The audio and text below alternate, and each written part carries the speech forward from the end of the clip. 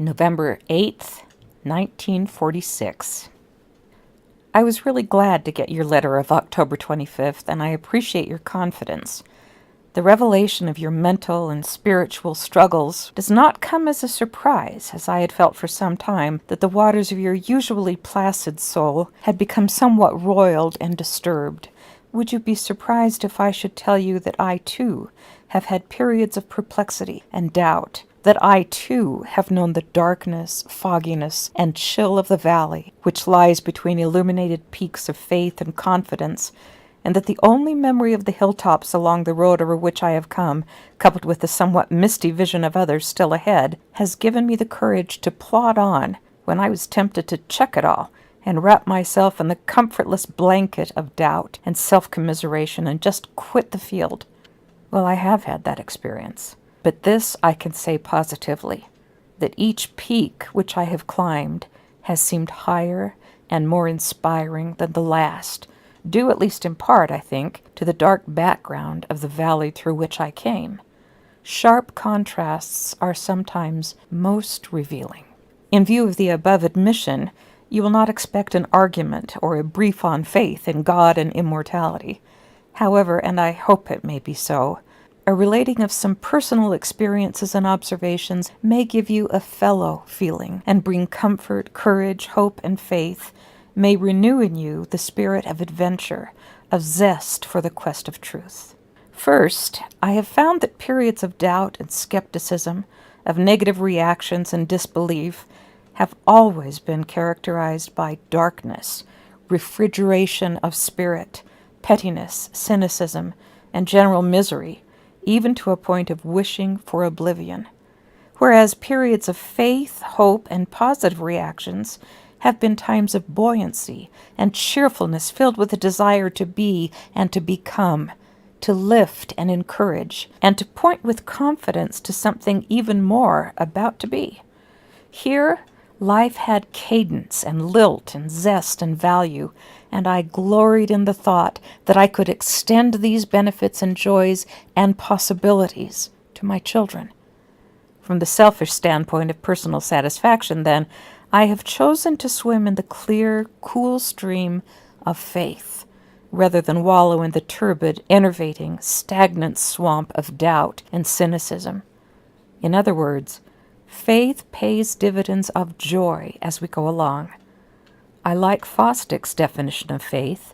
Faith is vision to believe what as yet one cannot demonstrate, and valor to act on the basis of that insight. At times I have had to take myself in hand and command my knees to bend, my head to bow, my spirit to become contrite.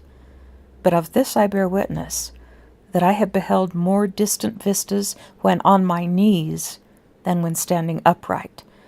Somehow the bending of the knee has seemed to open the shutters of the soul and to bring the lens of faith into focus. Many more before you and I have wondered if praying were not merely a soliloquy and its only answer the echo of its sound. On the other hand, however, prayer has been a vital principle, the central faith of millions of noble men and women. The fact that it has been an age-long rapture certainly attests its value. It endures. It's faithfully recurrent like the sunshine. It's not a private vagary, nor is it mere wishful thinking or rationalizations. I have come through my own experience with the conviction that prayer is comradeship with God.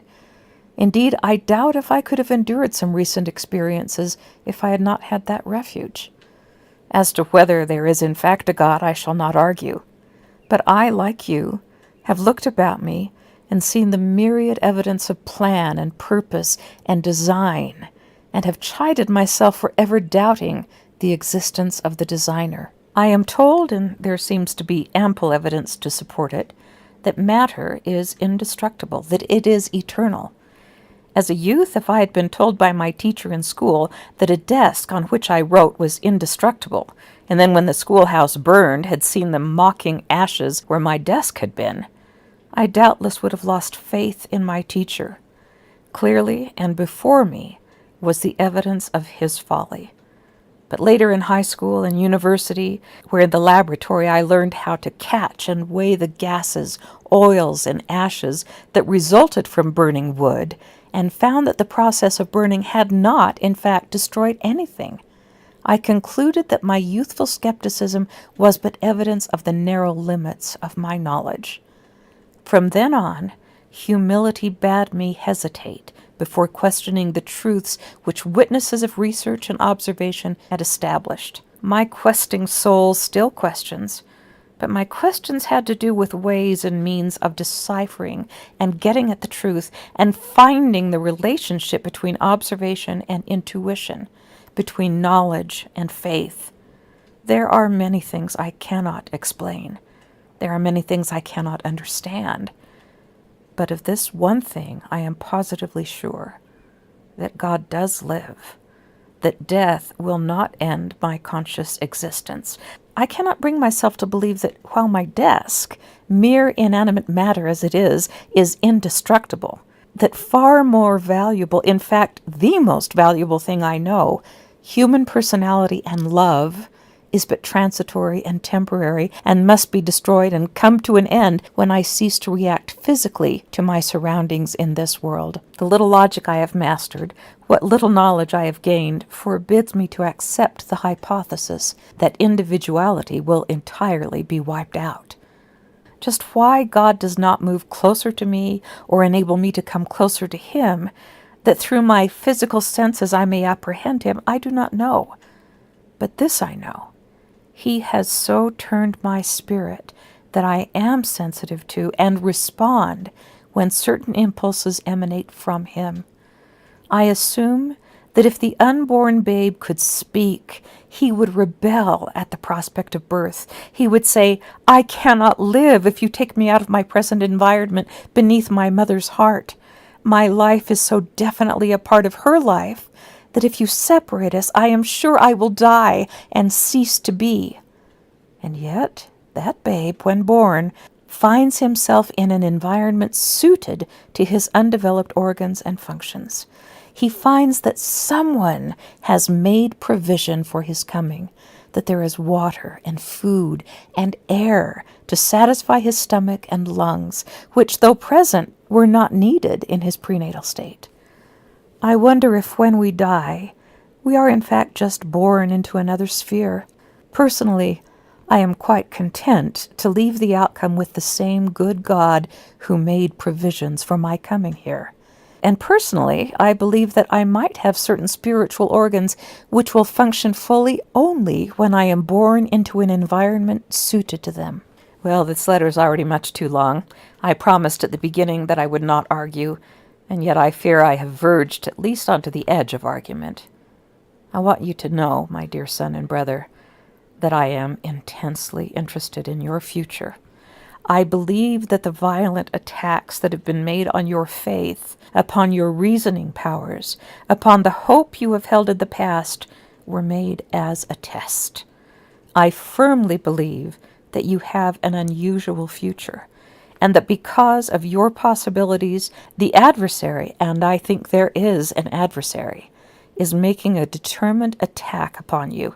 I know you too well to feel that you will give up and quit the field while that attack is on.